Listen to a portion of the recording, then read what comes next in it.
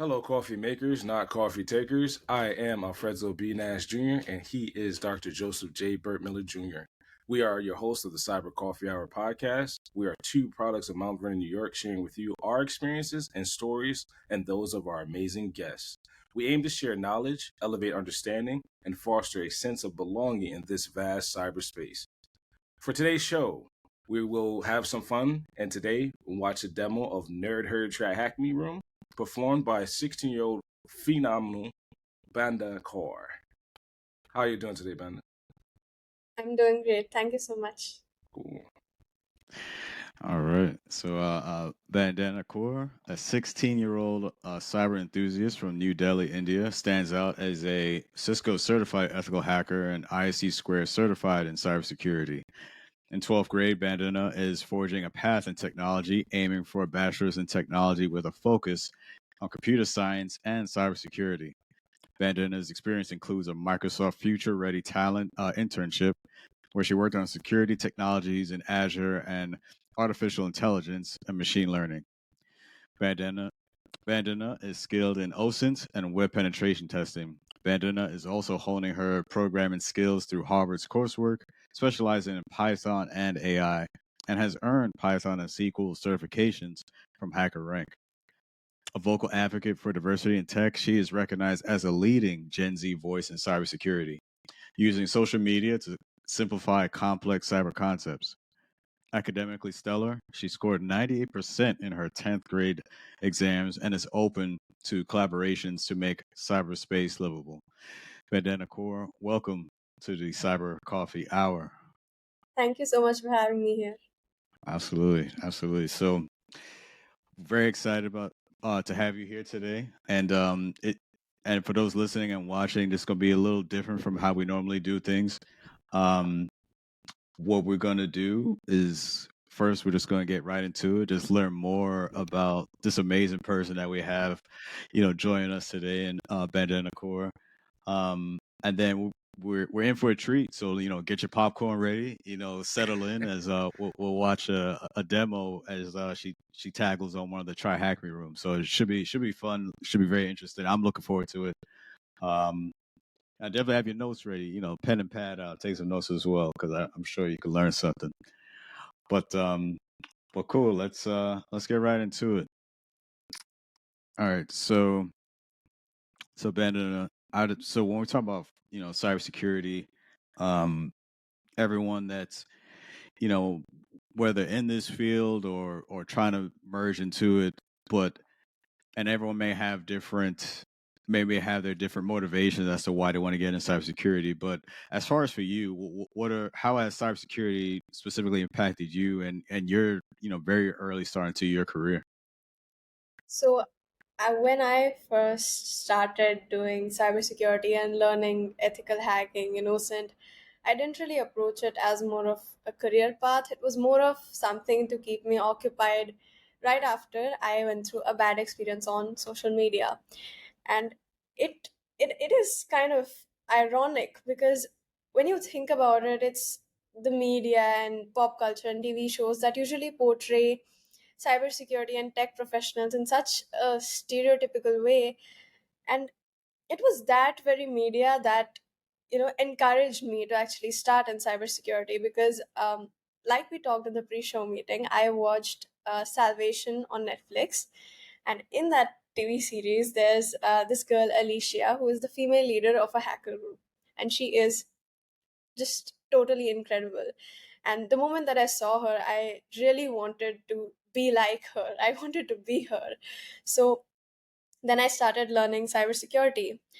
And the thing is, while I am, exploring and learning this field, I realized one very big thing, that the impact that cybersecurity professionals and that we have is really, really powerfully human, in the sense that cybersecurity, especially in the field of cybersecurity, cyber safety, directly connects to our daily lives.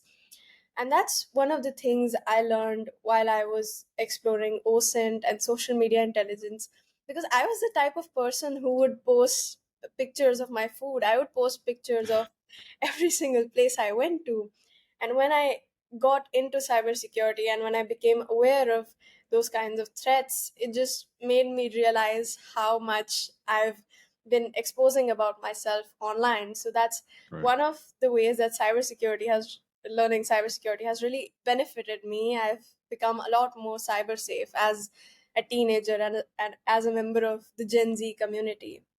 And the biggest thing that cybersecurity has, impacted me is that I've become a much more passionate learner than I was before, because I was always the type of person who would just pick up a hobby, try it for 7 days and just leave it at that whenever it started getting tough. But the thing is, when I started in cybersecurity, I had that same feeling. I'm gonna leave this in a month. I'm gonna leave this in a year. And that's one of the reasons why I didn't tell my parents I was doing anything of the sort. So, and eventually, that passion that I had, it just grew and grew, and and really fell in love with doing CTFs and listening to some good music and just having my own little moment. And that love of mine hasn't faded until now, at least, and I Right. hope it doesn't.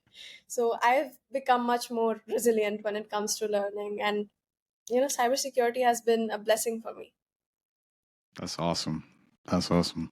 When you so as you mentioned, as you share that and just having that passion for cybersecurity, um, I understand. Everyone has their story, has their path as to how they got to where they are. But as far as for you, like, what are some of the things that you had to encounter, or any obstacles that you had to deal with along your journey? Like I mentioned, it was a big obstacle for me that nobody actually had any idea that I was doing this, and I really believed that, okay, it's just gonna be a month from now, and I'm gonna be sitting in my room. I'm gonna be bored and tired of this. But and that's one of the things that posed as a major obstacle for me, because my family had no idea, my parents had no idea I was learning cybersecurity. So I had no source of guidance or motivation. Lack of guidance, it really made me stray here and there, and sometimes I would pick up a TryHackMe room, leave it halfway, and then I would do some motion challenges, leave them halfway. And I really stumbled and fumbled here and there, and that's how I learned, and that's how I still learn. And it's really benefiting me. And another challenge that I faced was the way that I actually started.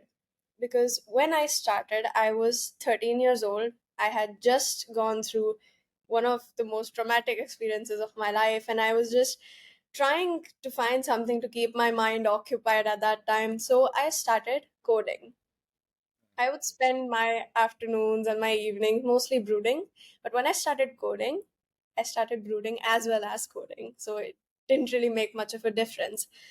But then as time progressed, I really realized that, this has been a blessing for me, that I've actually found my passion through that bad experience that I went through. And that's one of the major obstacles that I had to overcome. Okay, so while you're coding and brooding, what was your coffee choice or preference while you were diving down the rabbit hole and rescuing yourself in cybersecurity? What was your preference of coffee? Chocolate frappuccinos forever. Chocolate frappuccino. Nice chocolate frappuccinos. Any Cool. particular, like, is there a vendor that you go to, or do you make it yourself? My dad makes really good coffee, and Nice. I also Right, like right. Starbucks. Starbucks. Okay, nice. So Is that for all you use that when you go to the TryHackMe rooms too? Is that by your side while you're tackling the rooms? Yeah, most of the time. Nice. Most of that's awesome. That's awesome. So I guess so. Outside of that, of course, because even as you described, I could just hear the passion come through as you're speaking.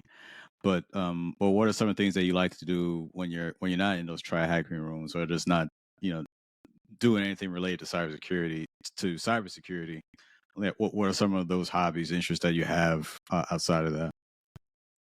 Yeah, so The thing is, a lot of people think that I'm, not living out my childhood the way that I should, because I'm, of course, focusing on my career at such a young age. But, cybersecurity is a passion for me. And other than that, I have a life too. And I really like to paint my nails. I There you really go. like, I've been boxing for about 3 years now. And I recently started learning Muay Thai, and that's really fun. Oh, Boxing. well. So wait, back up. You do offensive security rooms in cyber, and you go on the offensive in boxing. Is there a linkage there? Do you like the offensive track? Do you see yourself as like a defender or more offensive security, or is it both right now? I can see myself as both. Okay, cool. Awesome. So, I think it's pretty interesting, as you mentioned, even with boxing. So with that, are you into like UFC, like Ultimate Fighting? Yeah. Okay. Nice. Now, did you see UFC 300, one that just passed? Nah, Okay. I'm all in 12th grade right now. I don't. Okay, I got you. Right. No, but that's cool. I mean, you getting it in. I mean, you got that boxing, eat with the painted nails on, letting Right. people know. I think that's pretty cool. Do you have Oh, custom tapes or custom gloves or anything like with that match the nails? I just, I just use red hand wraps and Nice. silver gloves. Nice. Why UFC specifically? Like, why not traditional boxing or kickboxing? Watch, Muay Thai matches. I watch UFC, and I really enjoy all of them. Nice. That's cool. Yeah. So that's great. That's great. Yeah, you you're a cyber professional. You can't be messed with because I think a lot of cyber pros, they get the reputation for being nerds and not being able to do much physically. But no, you're no joke. Nobody can mess with you. Contender. Yeah. All right. So that said, I think so. We'll go into the main events. I'm sure as you Right. hear a lot within boxing boxing matches. But yeah. So the main event for us today is the Try Hack Me demo. So everyone listening, watching, get ready. Like I said, just prepare yourselves, get settled, and it should be a good show. So we'll see you on the other side. Awesome.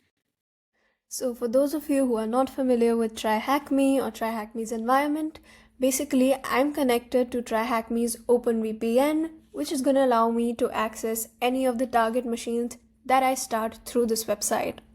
So now that I can see the IP address, let's get hacking. So first off, I'm just gonna use a simple built-in command to export that IP address or store it in the form of a variable so that I don't have to type it out over and over again in this particular terminal window. So here I'm just going to perform a really simple port scan on my target, and what a port scan basically does is it tells you what services are running on different ports on your target machine so that you have an idea of what to exploit. I'll just type nmap. The hyphen V there stands for verbose output, which actually means that I'll be able to get the output from the scan simultaneously as that scan is running, as opposed to seeing the entire output after that scan is complete. I just personally prefer verbose output in case of CTFs because it saves up a lot of time when you're waiting for that scan to complete. So right off the bat, we can see ports 445, 21, 22 and 139 open, which means we have an FTP server. Now, just out of habit of doing CTFs, I know that in a lot of them, anonymous login is allowed and the files contain hints to the CTF somehow.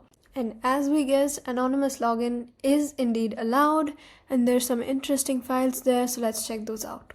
Now, a setback of the ls command, and the reason why I am using ls-a in the first place, is because ls actually hides some of the directories and files in its output, which it considers invisible because their names probably start with a period.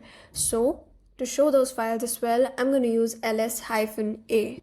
Now I found two interesting files here. The first is youfoundme.png, that's a picture, and the second is hellonerd.txt, that is a text file. Now I'm guessing that text file contains some sort of hint and that image might be really useful to us. So let's check those out. Alright, so there's nothing I would consider visually interesting about this image. So let's check out the metadata and see if we can find something interesting over there. Alright, so it looks like we have an owner name. But this owner name actually looks a lot more like gibberish than an actual name. So I'm gonna try Googling it. Maybe it's in some other language, or maybe it's encoded, who knows. So let's Google it. So here I can see that this name is probably a Visionaire cipher. So let's head over to CyberChef and try to decode it. Okay, so it looks like I'm gonna need a key to decode this one, and I don't have a key yet. So let's put this little piece of gibberish aside and let's focus on the next hint that we found, that is the text file. So it says all you need is in the leaked. So I'm guessing somehow our nmap scan ended up missing port 1337. That's probably open here, and it is. Okay, just kidding, silly. I left something here for you to find. So let's scroll down a bit, and we have something right here that looks like a YouTube link, and it's a music video. Now the title of this video is Bird is the Word. So maybe bird is the key that we need to decode the message. Let's try it. Alright, that didn't really work the whole way, so let's try bird is the word. Alright, so we've got something. We've got our first hint, which is easy pass. So I'm guessing that's a password, but let's head back to our nmap scan. Let's go back a couple steps and see if there's any other service that maybe we can exploit. Alrighty, so remember we found some Samba shares in the nmap scan. So let's head back to those and see if we can access them. And I did an oopsie here. I forgot to add the -L for the host. Alright, so that NerdHerd classified share looks pretty interesting. So let's see if I can access that using my current user. NerdHerd classified. Okay, access denied. So I don't think we can access that using my current user. So since we don't have a username already, let's try enumerating that Linux machine further using enum for Linux and using that -u to try and maybe get some usernames or account names. Alright, so that was pretty fast. We have an account name that's called Chuck. So let's see if I can access those Samba shares using the username Chuck. And as for the password, well, I have yet to figure out that part, but wait, we found easy pass right after decoding this whole message. So I'm guessing the password is gonna be easy pass. Let's try it. Alright, so we're in. Now let's actually see what files are being shared here, and secret.txt looks pretty interesting, so let's get that one and then let's exit. Okay, don't tell anyone this because you deserved it this far.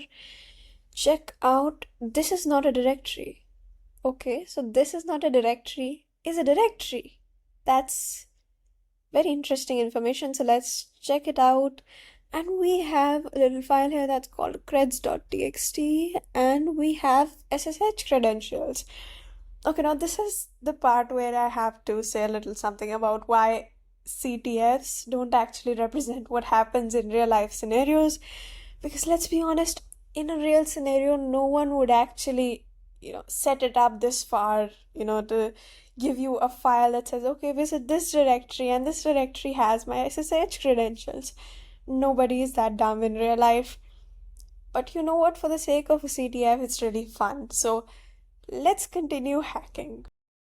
Okay, so the initial foothold part in this whole CTF was somewhat easy, so let's just SSH to Chuck at the IP address, and we're gonna enter that password right there. Okay, so you know how in movies, whenever somebody hacks into something, they're always like, I'm in that, really deep hacker voice. So this is our I'm in moment. Well, not really, because we haven't gotten to root yet, we haven't escalated our privileges, but we are in, so we have something to celebrate. Now, since I have got the first flag right here, which is in the text file called user.txt, I'm going to create another text file on my own system for the flags, and I'm going to store all the flags there. Okay, now like in most CTFs, I'm going to see which commands Chuck can run on NerdHerd by using sudo -l. Okay, sorry, user Chuck may not run sudo on NerdHerd. Not a problem. So let's try checking the kernel version, because maybe there are some vulnerabilities in that we might be able to exploit. So we have this kernel version right here. So let's do a little search on exploit.db, and we come across this vulnerability right here. So I'll just download that exploit, and I'm gonna transfer it to Chuck's machine, and then I'm gonna run it over there to escalate my privileges. So I'm using scp to copy that exploit file from my downloads directory to Chuck's home directory, and I'm going to paste it there as exploit.c. Alright, so now let's check if it has reached, which it has. Now I'm going to compile this code using GCC, and I'm going to output that into exploit. Alright, now that that's compiled, let's run the exploit. So moment of truth. Alright, so we are root now, and I'm gonna get that root flag real quick so we can end this room. And yeah, I forgot to mention, in this TryHackMe room, there is another flag that's other than the user and the root flag, which is a bonus flag. I'm hoping I can find that as well. Now let me check out which directory I'm in, because in most of these CTFs, what happens is that the root flag is actually in the root directory. So let's change directory to root, ls, and get that root flag. Okay, come on, wouldn't it be too easy if I place a root flag here? Okay, so the root flag is apparently not here. So let's actually use the find command to find the root flag. So you guys remember how we used ls-a command instead of ls to actually get all of the files, even the files whose names start with a period? Well, we're gonna search for a file whose name is period root.txt, because one thing I've learned doing this CTF is that there's a lot of things whose names start with odd characters. So I'm gonna search for .root.txt, and there we have it.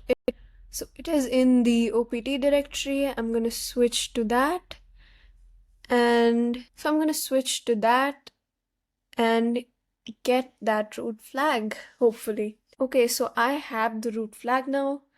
Now I'm gonna add it to my flags.txt file,